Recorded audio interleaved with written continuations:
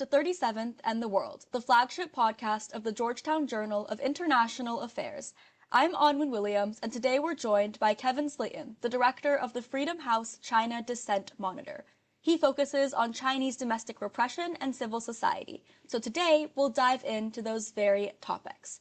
Just to get ourselves started, could you please first introduce yourself and explain what you focus on with Freedom House specifically? Sure. Thanks for inviting me on to your podcast. My name is Kevin Slaten. I am the research lead for China Dissent Monitor at Freedom House, which I've been leading since we started the project in 2021. It went public in 2022 when our database went public. I've been at Freedom House since 2016, generally working on issues of human rights in Southeast Asia, East Asia, and with a special focus on China, especially with China Dissent Monitor. Before that, I've really been focused on different aspects of politics and society in China since 2008. My first professional position after I graduated from college was at the Carnegie Endowment for International Peace. I was a junior fellow in the China program there. So really for coming up on 18 years, I've been focused on issues in and around China, Chinese politics, and society. That's wonderful. Thank you for sharing. Let's start by addressing political dissent in China. So over past years, we've seen waves of protests from Hong Kong in 2019 to more recent zero COVID policy protests across different Chinese cities. In an August 2025 piece, you note that slowing economic trends seem to be a driving force behind some of the political action that we've seen. Do you think that economic trends are ever the actual root of the issue, or do they function as a trigger that combines with general political and social frustrations? I think it's a combination. I think that all grassroots protests, not just in China, but this is general to protest anywhere in the world, is often starts with the individual and the family, the sort of most base unit, and the things that can animate people to speak out and protest usually are connected to they're almost always connected to their direct life in some way, and that's a lot of times how people begin sort of mobilization at that most grassroots level. So that can be a lot of things, and I think a very common thing anywhere in the world is sort of the economic situation in somebody's life. These are factors that are deeply influential to ourselves and our families, and limits our choices, and it can lead to opportunity or lack of opportunity. So it's very common that economic issues are motivating or animating factors in protest, but it doesn't have to be. And so I'd say that applies to China too, where everybody is connected to the economy somehow. Everybody's got to work, everybody's got to make money. So it's very common that these are the motivating factors. And when the economy is slowing down relative to the past in China, and there's real impact on people all over China, whether that's the real estate crisis, the collapse of the real estate market, and how that has a knock-on effect on all sorts of sectors in China. This affects people all over the country. So I think it just makes sense, since the economy affects everyone, that's a very common motivating factor. But going to the second part of your question, what's the connection then? Economic grievances are the most common type of grievance and protest. What's the connection to politics? Again, protest is always political, and especially in I could say it's always political, but it's more contentious in some places. And this is something that people who study protest, whether that's in the human rights advocacy sector or in academia, this is sort of a common framework. When we're talking about protest, it's really how contentious is the protest. And in China, what makes China different than a lot of places is that it's more contentious, because expression in China is so limited. So, in the US, it's very common for people to go out and protest about labor rights abuses too, or trying to organize a union. But in China, the very act of doing this is risky because the government doesn't want people organizing on the street, doesn't want them expressing independent, sort of like a collective public expression or protest. So I think that the very act of all of these protests, and we've recorded more than 14,000 of them in 3 years, is itself a political act, even if it's sort of at a low level. And I think that a big question mark and a particularly interesting thing to look at is how do these individual protests connect to one another sometimes? And how does that happen in a strict authoritarian society where the government wants to prevent protest movements?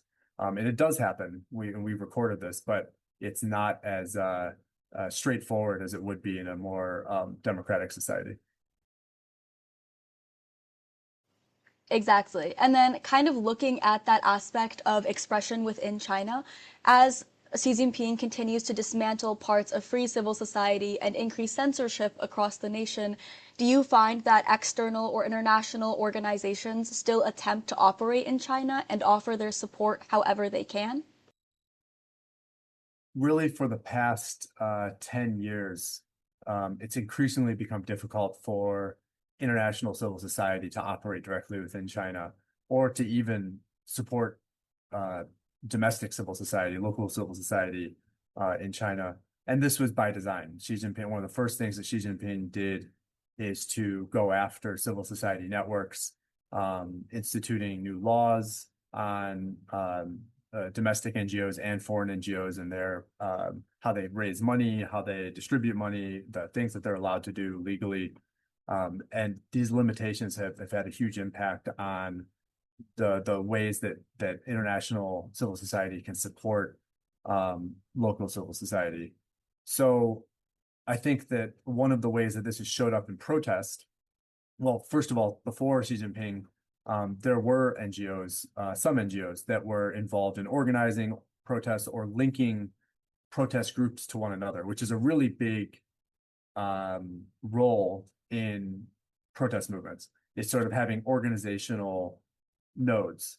And these are the groups that are able to add some sustainability to a movement because where the average person's got to go on with their life most of the day, they join a protest. You need people to help organize and sort of collect everybody's thoughts, to try to filter down sort of the message, et cetera, et cetera. There's all sorts of roles that these movement organizations play. And by dissembling civil society in China and these sorts of advocacy organizations, Xi Jinping has made it very difficult for NGOs to play that role, for domestic NGOs to play that role in China. And then, again, that was by design. I think that the Communist Party understands a lot about social movements, and it systematically has tried to dismantle the ability of civil society in China to organize, effectively organize social movements. That said, we've recorded, since 2022, we've been collecting data. China Dissent Monitor has, and we've recorded non-centralized protest movements. One of them you mentioned in your opening question, the COVID zero protests or the sort of anti-COVID zero protests. And that was a decentralized protest movement for sure that we recorded over several months. And one of the ways that these movements happen is really through symbology or symbolism. People are indirectly studying one another and the information that they can find online or they learn from the people in their own real world networks. And these messages sort of spread through osmosis, you could say. And I think people adopt these messages and then they reuse them in a protest. And what they're creating is sort of some linearity or connection between different protests, even though they're not coordinating with one another. In almost all cases, they're not directly coordinating. And so these things, if there's enough, if the grievance is widespread enough that it motivates a lot of different groups to share with, to study from one another and to use these messages, you end up having a non-centralized protest movement. And the zero COVID one was sort of a very powerful one, but it wasn't the only one we recorded.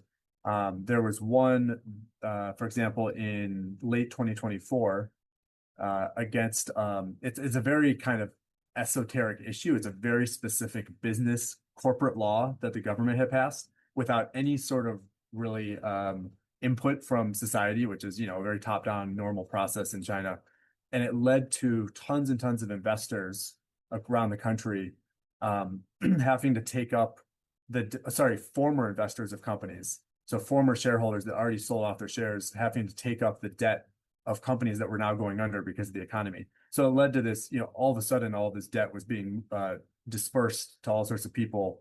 And it led to this non-centralized protest movement in front of provincial Supreme Courts in like several provinces around China.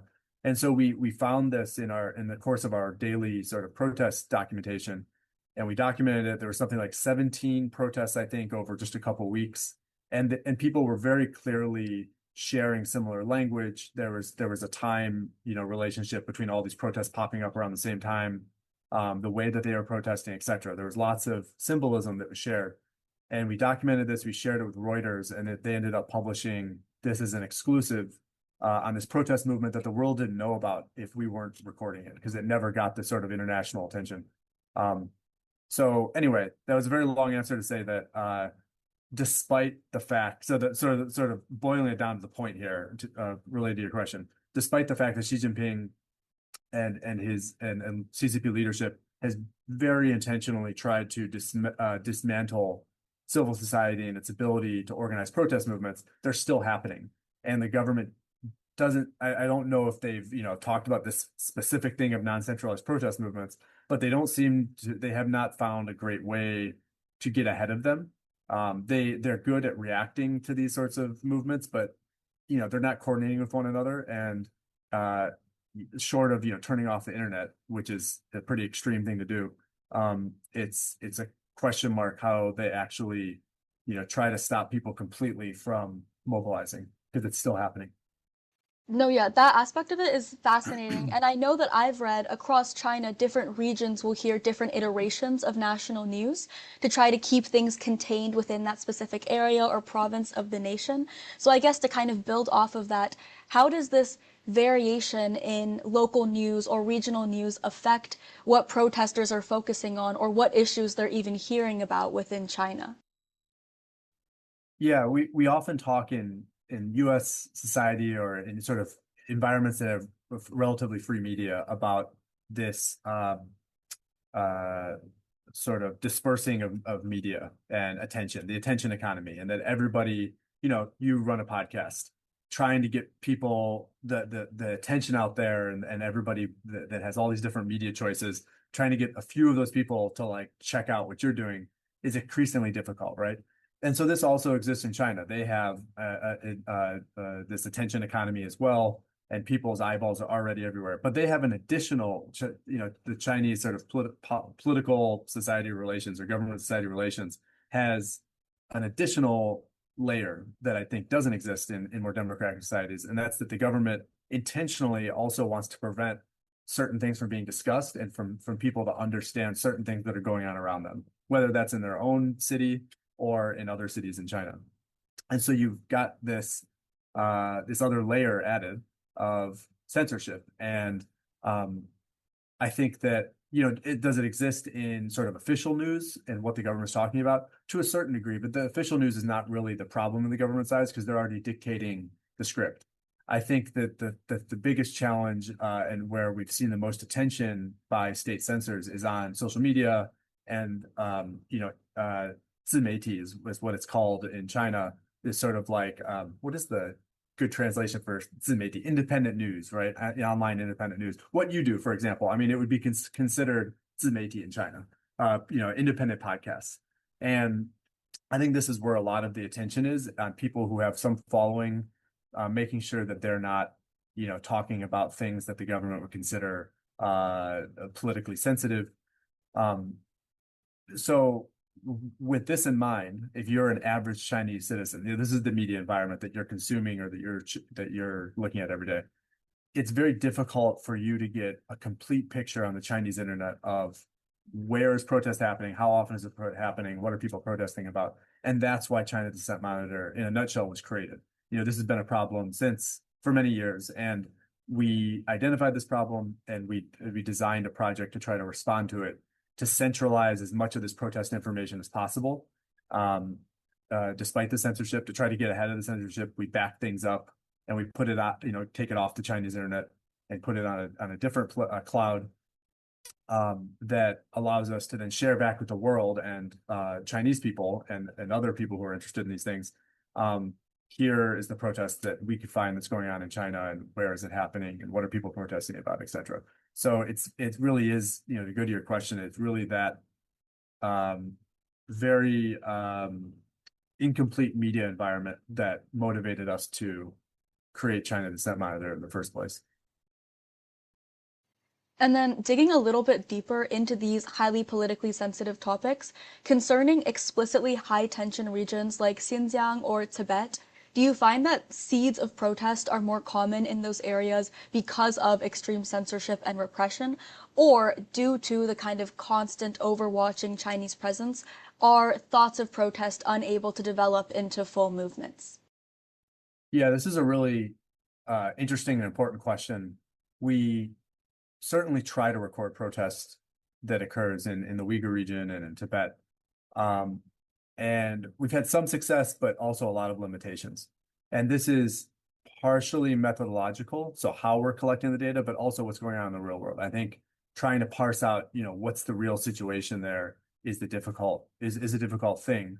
But one way we've gone about it is by trying to get information from networks based outside of China that have sort of human networks or other media, information networks in China, who are seeing information about dissent that we can't see on the public internet, whether or not that's in China. So one of the main challenges is that when Uyghurs protest, or when Tibetans protest, or when some other religious or ethnic minority groups protest, even online, they put that information online, they're much more likely to self-censor and be censored than Han people, who are sort of part of the mainstream Chinese population.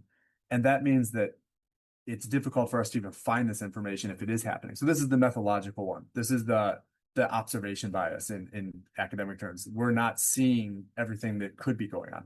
So we try to get this other information from other networks. But even then, it's difficult for them to get a handle on everything that's going on. But for the best that we can tell, in this combination of sort of approach to try to get this information, is that protest is happening in these places, that the repression has clearly created even deeper dissent amongst a lot of people in both of these regions. But how they express it is much more risk averse than people in other regions. So I think this is one thing that China Dissent Monitors tried to show in some of our analysis about these issues of ethnic minority protest, is that it's actually quite common, but the way that people do it is not going to be as explicitly on the street in most cases. And it has to be really severe for it to get to that level, because as an individuals, people are taking so much higher risk. The jail sentence that you could face, or the violence that you could face, the severity of the violence is so much higher for those groups than if you're a Han Chinese protesting. And I think that's what leads to this situation where we see a lot of dissent, sometimes coded in the digital space by these groups, or more sort of everyday, quiet dissent, where people have things in their home that it's restricted, prohibited by the government, but they're less likely to go out on the street like we record with a lot of Han protests.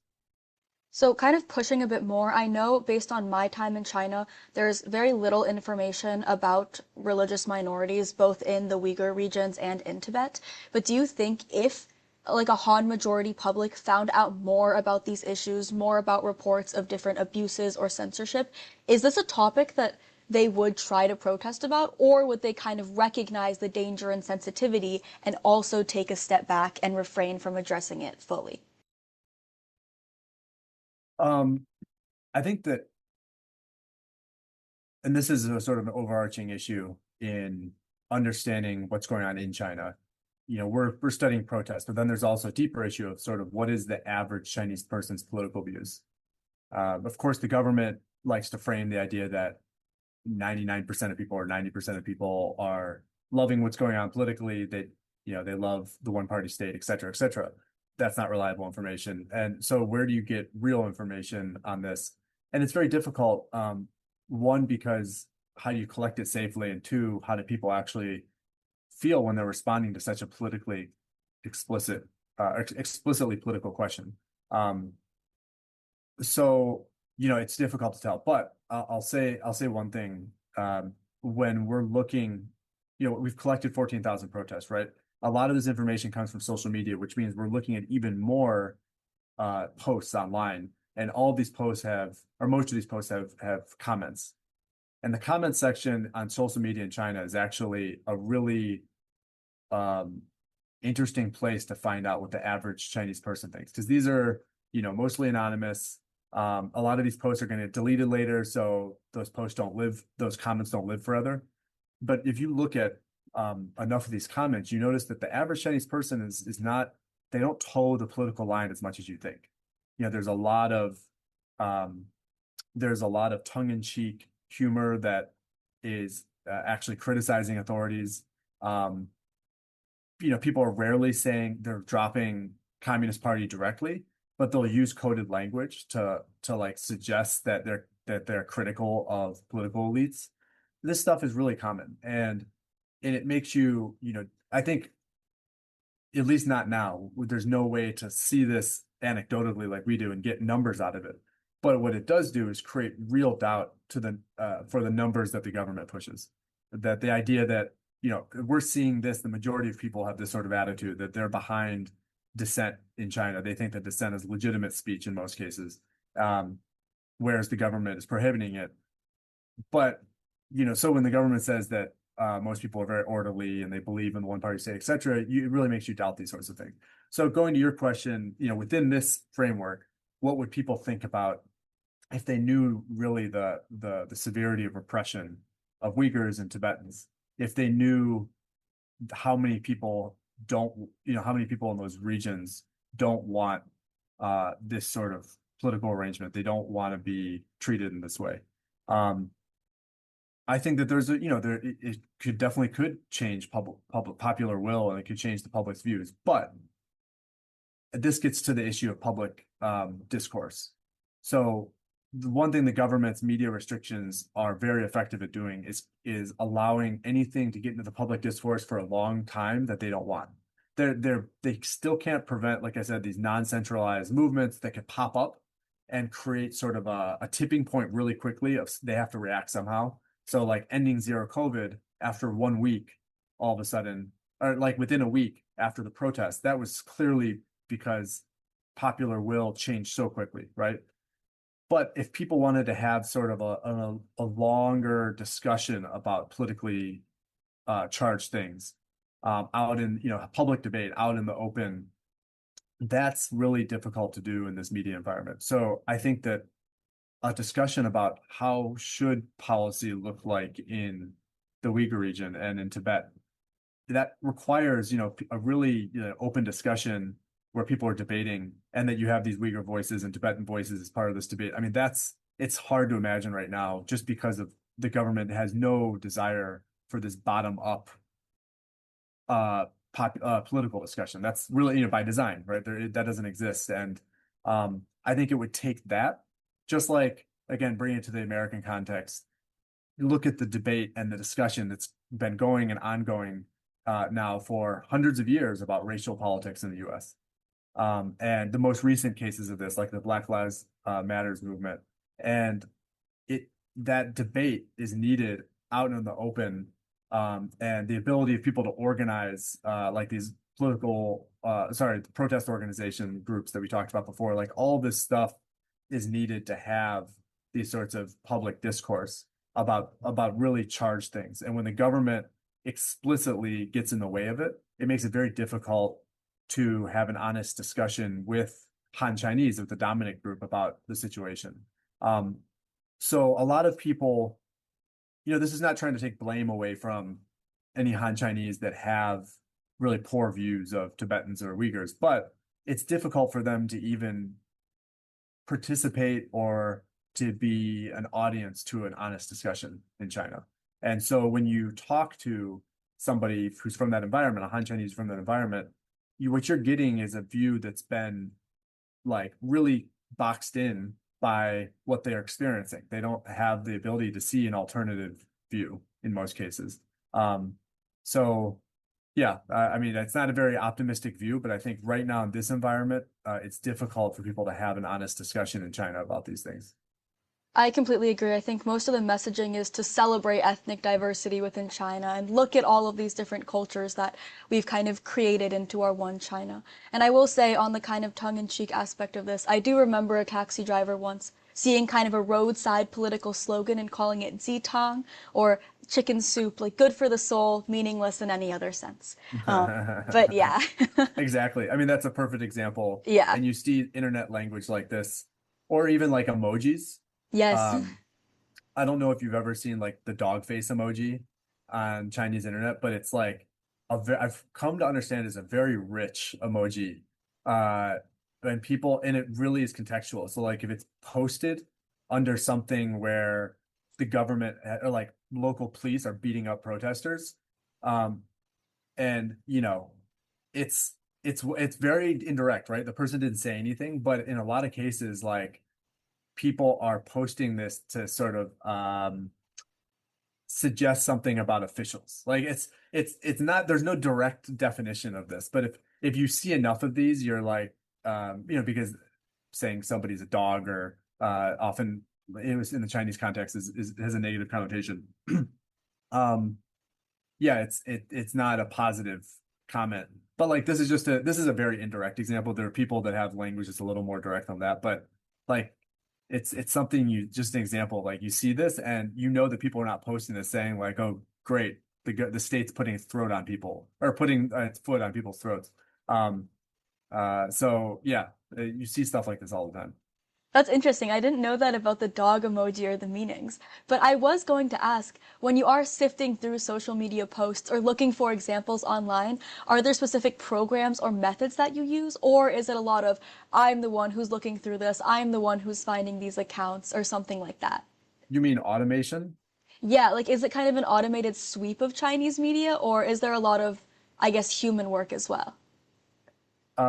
It's a combination. I would say that, uh, and this gets something we haven't talked about yet, but China Dissent Monitor was pretty, in Freedom House more generally, was pretty badly hit by the foreign funding cuts last year. And we had our main grant pulled from the State Department, along with lots and lots of other with most organizations that were getting funding for human rights work from the State Department or from USAID. So that had a real impact on how we were operating. And one of the things that we had been instituting up to that point in our methodology was a computer learning algorithm. We worked with an NGO in Taiwan called Doublethink Lab, and they are an organization that uses sort of technologically advanced methods to try to advocate or to advance human rights discussions or research.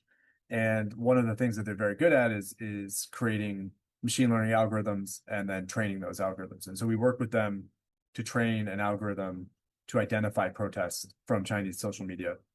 And it was pretty useful in reducing some of the manual time that we put into finding information. And we are working on an advanced version that could even so that first AI tool could evaluate text, and the second one we were training to evaluate images and videos.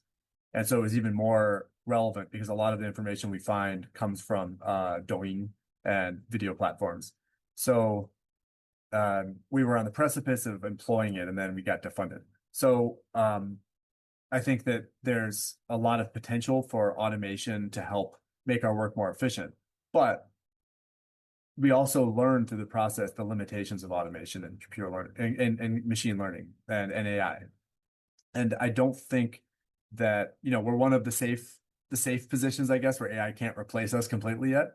There's so much like this emoji thing we were talking about or coded language. There's so much innuendo and like human content, linguistic context and like the human factor in understanding dissent in a place where people can't talk about it openly.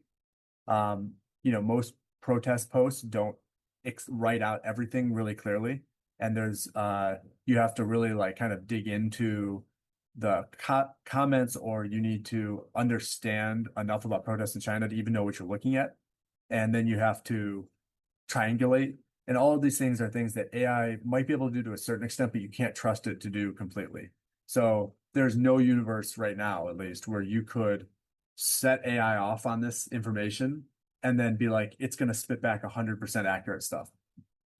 Definitely not going to happen because we've seen some of the stuff it gives back to us and it's not always accurate. And so we need to filter it then and edit it further. Um, but long story short, it can make our work more efficient, which is what a lot of people talk about now with AI, is that it, not replacing the humans completely, but it can help make our work more effective. And that's something that, we hope to be able to reinstitute in China Dissent Monitor, fundraising pending. That's good to hear. And hopefully in future years, the kind of video programming aspect of it will also be accessible and usable.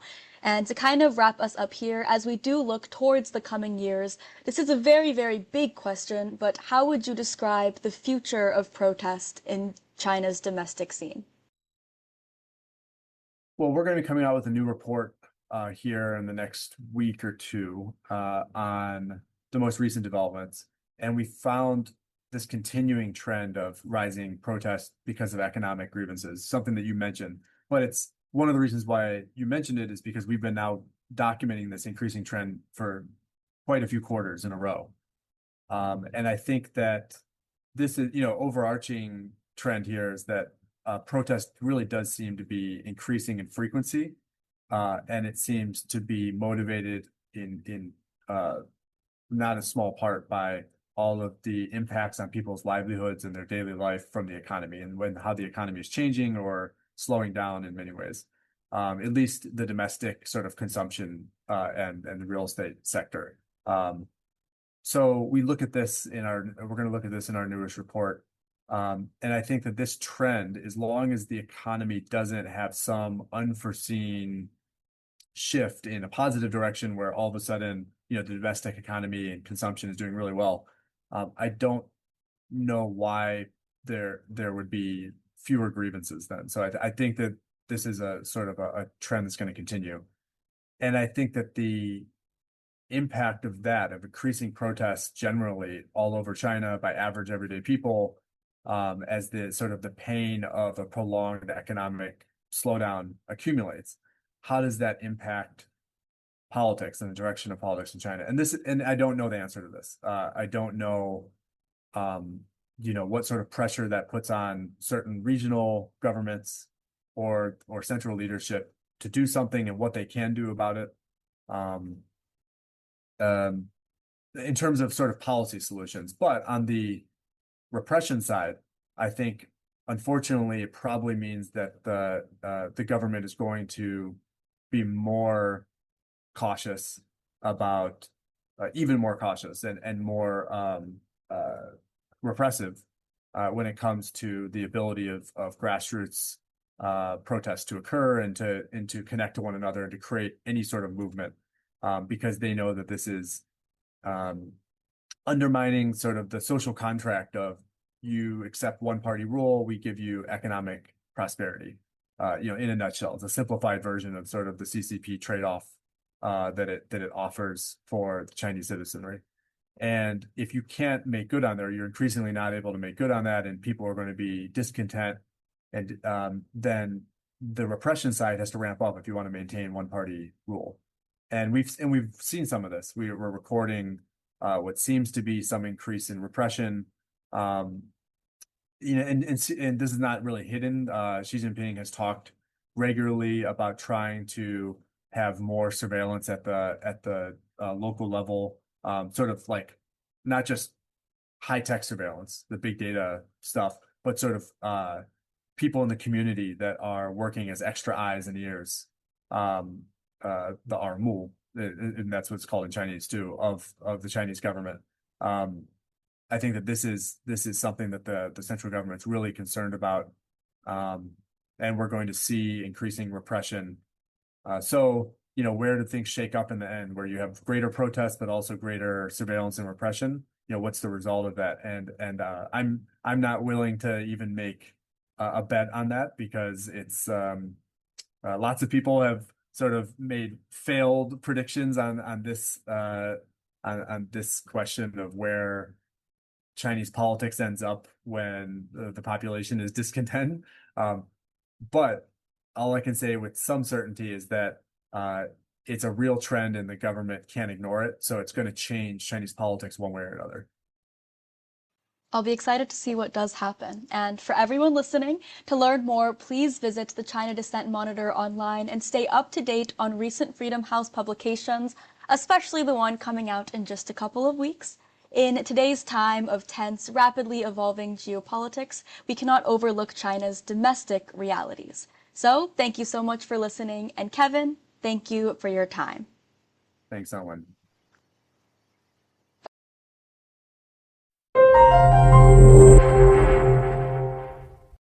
This was 37th in the World, the official podcast of the Georgetown Journal of International Affairs. Please be sure to subscribe and leave a comment and rating on whichever streaming platform you use. To support the podcast, you can click the link in this podcast's description that says support the show. To read other insightful interviews and articles, please check out GJIA.georgetown.edu.